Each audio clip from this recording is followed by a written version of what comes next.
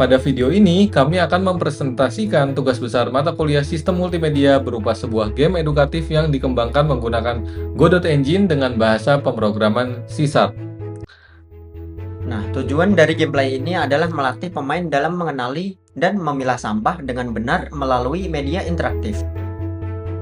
Dapat tombol start untuk memulai permainan dan tombol exit untuk keluar dari permainan.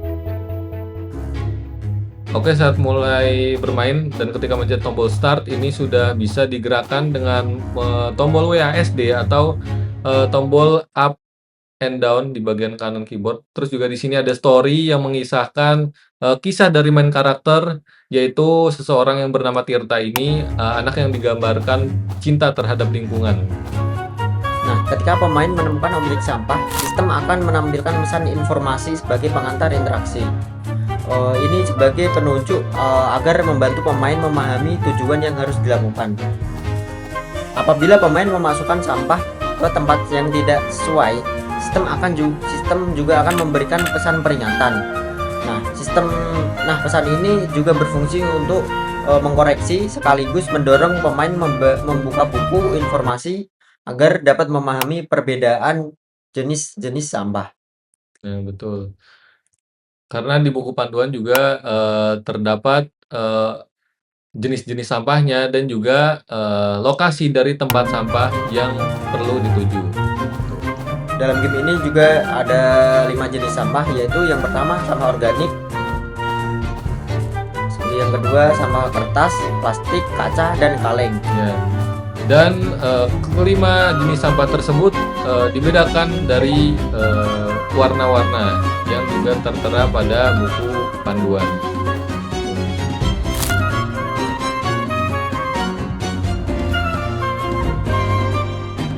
Dapat dilihat pada pojok kanan atas terdapat arah mata angin. Nah, itu bisa digunakan sebagai patokan dari panduan yang memetakan tempat sampah tuh ada di bagian mana sih gitu.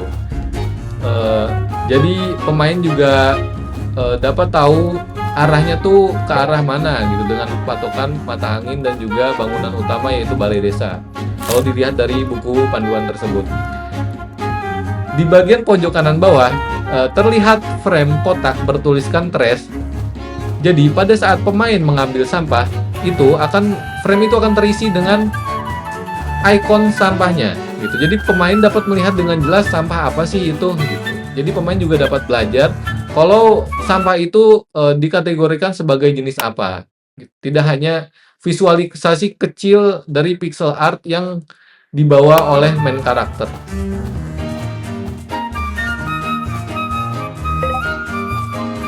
Nanti ketika pemain berhasil memasukkan sampah ke tempat yang benar, nah, sistem nanti akan memberikan tanda visual berupa coretan atau penanda pada objek sampah tersebut. Nah, selanjutnya di bagian pojok kiri atas ada logo gear, yaitu menunjukkan pause menu. Setelah mengklik logo gear tersebut akan muncul ada 3 menu lagi, yaitu yang pertama resume untuk melanjutkan game lagi, yang kedua adalah setting, yang ketiga adalah main menu. Nah, di bagian main menu ini adalah untuk menuju ke main menu yang awal tadi. Nah, di bawahnya ada 2 sound untuk mengecilkan dan membesarkan sound. Lalu selanjutnya untuk uji coba pengguna, di sini game ini telah dilakukan uji coba sederhana kepada anak-anak sebagai target penggunanya, dan hasilnya menunjukkan bahwa gameplay mudah dipahami serta pesan edukatif dapat tersampaikan dengan baik, walaupun game ini sedikit rumit dari segi puzzle ya, karena top down yang cukup banyak layer dan jalan-jalannya seperti labirin. Nah, melalui proyek ini kami telah menerapkan konsep multimedia dalam bentuk game interaktif dan edukatif. Nah, walaupun begitu, kami sadar masih banyak kekurangan dari game sederhana yang telah kami buat sendiri ini.